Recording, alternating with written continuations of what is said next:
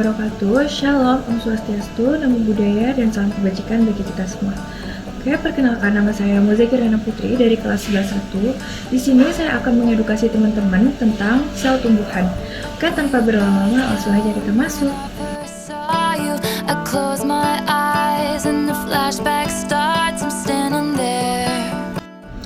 Oke, di sini juga aku udah nyiapin PPT buat biar aku jelasin ke kaliannya juga lebih enak.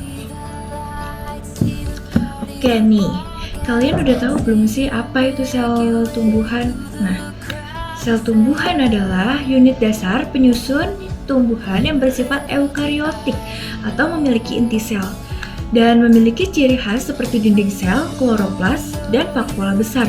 Dinding sel itu apa, coba tebak? Nah, dinding sel itu memberi kekuatan, kloroplas itu untuk tempat fotosintesis, dan vakuola besar untuk menyimpan air sama nutrisi. Lalu kita masuk nih ke ciri-ciri sel. Nah, yang pertama, ciri-ciri sel itu ada dinding sel. Nah, dinding sel itu lapisan terluar yang kaku yang terbuat dari selulosa. Selulosa itu apa sih? Nah, selulosa itu struktur kaku yang menyusun dinding sel, tumbuhan atau alga dan beberapa bakteri.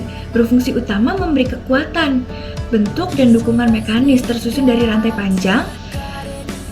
Glukosa membentuk mikrofibril yang kuat menjadikannya komponen organik paling melimpah di bumi dan serat penting dalam makanan. Lalu yang kedua ada kloroplas. Kloroplas itu yang kayak tadi aku bilang, kloroplas itu tempatnya untuk berfotosintesis. Nah, yang ketiga itu tuh sama kayak yang tadi aku disebutin juga. Itu ada vakuola. Vakuola itu kantung besar di tengah sel untuk menyimpan garam, air, sama nutrisi. Nah, yang keempat itu tuh ada plastisida. Apa sih plastisida? Plastisida itu jenis plastisida lain seperti kromoplas atau berwarna dan leukoplas menyimpan cadangan makanan. Lalu selanjutnya di sini itu ada struktur dasar sel. Yang pertama ada dinding sel. Dinding sel itu lapisan luar yang kaku dari selulosa memberi dukungan struktural, perlindungan, dan bentuk pada sel. Yang kedua ada nukleus atau inti sel. Itu tuh mengandung materi DNA dan mengendalikan aktivitas sel. Lalu yang terakhir nih ada plasmodesmata. Itu tuh saluran yang menghubungkan sel tumbuhan tetangga untuk komunikasi dan transportasi. Nah, di sini aku juga mau sekalian jelasin perbedaan sel tumbuhan sama sel hewan. Nah, kalau sel tumbuhan itu kan sel yang memiliki dinding sel, kloroplas, dan vakuola besar untuk fotosintesis sama menyimpan air. Nah, kalau sel hewan adalah sel yang tidak memiliki dinding sel dan kloroplas, bentuknya fleksibel, serta memiliki vakuola kecil dan sentriol.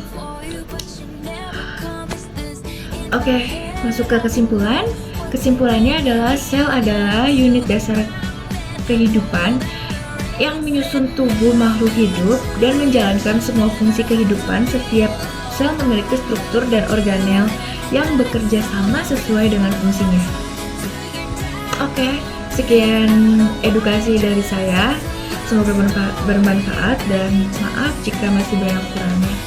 Terima kasih.